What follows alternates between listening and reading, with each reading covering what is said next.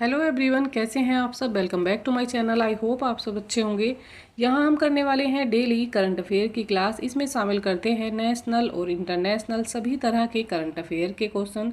अगर आप चैनल पर नए हैं और आपने अब तक वीडियो नहीं देखी हैं तो जाइए चैनल को सब्सक्राइब कीजिए और प्लेलिस्ट में जाकर क्लासेस को देख लीजिए। अगर आप किसी भी कॉम्पिटिटिव एग्ज़ाम की तैयारी कर रहे हैं तो ये क्लासेस आपके लिए काफ़ी हेल्पफुल रहने वाली है। चलिए शुरू करते हैं आज की क्लास। क्वेश्चन नंबर 1 में दिया है, हाल ही में 26वीं आसियान भारतीय वरिष्ठ अधिकारियों की बैठक कहाँ आयोजित की गई। 26वीं आसियान भारतीय वरिष्ठ अधिकारियों की बैठक कहाँ पर आयोजित हुई है, ये बताना है। Right answer option number A हो जाएगा, नई दिल्ली। हाल ही में 26वीं आसियान भारतीय वरिष्ठ अधिकारियों की बैठक नई दिल्ली में आयोजित की गई है। चलिए जान लेते हैं इसके बारे में। नई दिल्ली में जयदीप मजूमदार और अल्बर्ट चुआ की सह अध्यक्षता में 26वीं आसियान भारत वरिष्ठ अधिकारियों की एक बैठक हुई, जिसमें राजनीतिक सुरक्षा, आर्थिक और सामाजिक सांस्कृतिक जुड़ाव पर ध्यान केंद्रित किया गया और साथ ही आसियान में भारत के संबंधों की समीक्षा भी की गई। उन्होंने आसियान भारत व्यापक रणनीति साझेदारी को मजबूत करने के लिए प्रधानमंत्रियों के 12 सूत्रीय प्रस्ताव को लागू करने पर भी चर्चा की है। तो भारत की आसियान में साझेदारी मजबूत करने के लिए कौन सा प्रस्ताव रखा गया? 12 सूत्रीय एक प्रस्ताव रखा गया है। और ये कौन सी बैठक है? ये 26वीं आसियान बैठक हुई है। राइट आंसर हो जाएगा नई दिल्ली। चलिए देख लेते हैं question number next. Question number 2 में दिया है, हाल ही में खबरों में रहा MQ-9B प्रीडेटर क्या है। क्या है ये MQ-9B predator? Right answer option number B हो जाएगा, उच्च ऊंचाई वाले मानव रहित हवाई वाहन। ये उच्च ऊंचाई वाले मानव रहित हवाई वाहन हैं जिनका नाम है MQ-9B प्रीडेटर। चलिए जान लेते हैं इनके बारे में। भारत अमेरिका से MQ-9B प्रीडेटर ड्रोन हासिल करेगा। ये एक तरह के ड्रोन है और उन्हें तमिलनाडु और साथ ही उत्तर प्रदेश में भी तैनात करेगा। जनरल एटॉमिक्स एरोनॉटिकल सिस्टम द्वारा विकसित यह एक उच्च ऊंचाई वाले लंबे समय तक सहन करने वाला सशस्त्र UAV ड्रोन है। ये कैसा ड्रोन है? एक सशस्त्र UAV ड्रोन है जो निगरानी करेगा।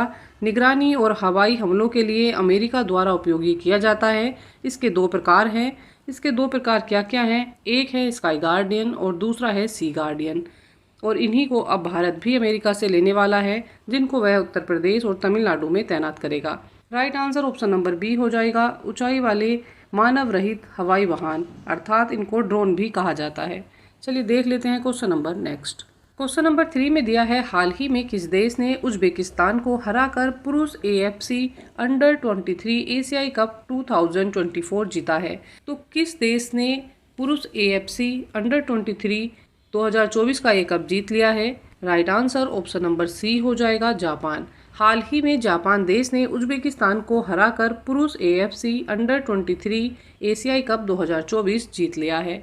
चलिए जानते हैं इसके बारे में कुछ और बातें। जापान ने दोहा कतर में आयोजित फाइनल मैच में उज्बेकिस्तान को हराकर अपना दूसरा पुरुष AFC अंडर 23 एशियाई कप जीत लिया है। स्थानापन्न यामादा द्वारा किए गए एकमात्र गोल ने जापान की जीत और 2024 पेरिस में ओलंपिक में स्थान सुरक्षित कर दिया है। जापानी गोलकीपर के महत्वपूर्ण पेनल्टी बचाव ने उनकी जीत सुनिश्चित कर दी। सेमीफाइनल में इंडोनेशिया को हराकर इराक ने कांस्य पदक जीता। सेमीफाइनल में कौन जीता है? सेमीफाइनल में इंडोनेशिया को हराकर इराक ने कांस्य पदक जीत लिया है।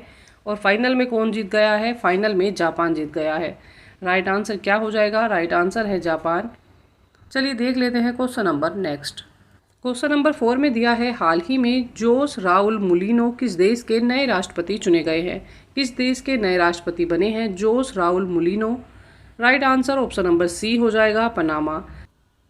हाल ही में जोस राउल मुलिनो पनामा के नए राष्ट्रपति बने हैं। Right answer option number C है। चलिए जानते हैं कुछ और बातें इनके बारे में।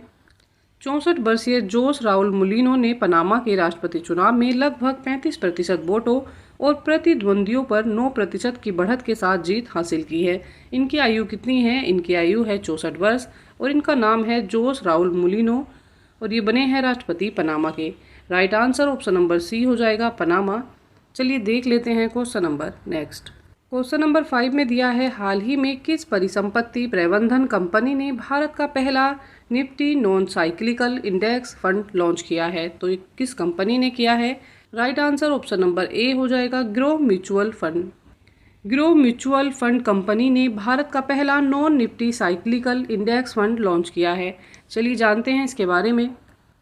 ये जो फंड लॉन्च किया गया है इसका क्या लक्ष्य है। इस फंड का लक्ष्य निफ्टी और गैर चक्रीय उपभोक्ता सूचकांक से प्रतिभूतियों में निवेश करके दीर्घकालिक पूंजी वृद्धि करना है। तो पूंजी की दीर्घकालिक वृद्धि करने के लिए इसको तैयार किया गया है, जिसमें आर्थिक अस्थिरता से कम प्रभावित 30 कंपनियां शामिल हैं। तो इसमें कितनी कंपनियां शामिल हैं? इसमें 30 कंपनियां शामिल हैं।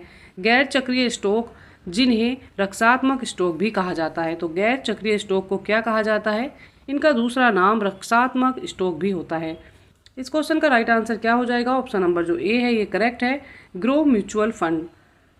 इसी के साथ आज की ये करंट अफेयर की क्लास यहाँ पर कंप्लीट होती है। आई होप ये क्लास आपके लिए हेल्पफुल रहने वाली है। अच्छी तैयारी के लिए साथ में बने रहिएगा। चैनल को लाइक, शेयर एंड सब्सक्राइब कीजिएगा।